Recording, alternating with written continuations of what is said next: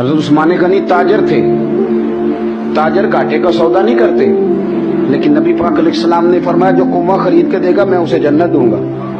حضرت عثمان غنی کامیاب ترین تاجر ہیں، فرماتے ہیں مجھے اللہ نے کمال دیا، مٹی کو ہاتھ لگاتا ہوں رب سونا بنا دیتا ہے، لیکن کامیاب تاجر تھے۔ حضور نے فرمایا وہ کنواں، ایک میٹھے پانی کا کنواں، 500-600 دینار اس کی قیمت تھی صرف۔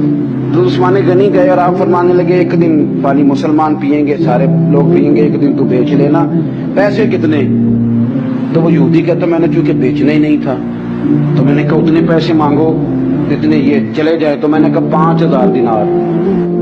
حضرت عثمان غنی رضی اللہ تعالیٰ نے جیب میں ہاتھ ڈالا، 5000 دینار رکھے، رکھ کے فرمانے لگے تو نے اپنی حیثیت کے مطابق مانگا ہے، ورنہ مجھے تو میرے نبی نے کہا تھا جنت ملے گی، میں 40,000 دینار لے کے آیا تھا۔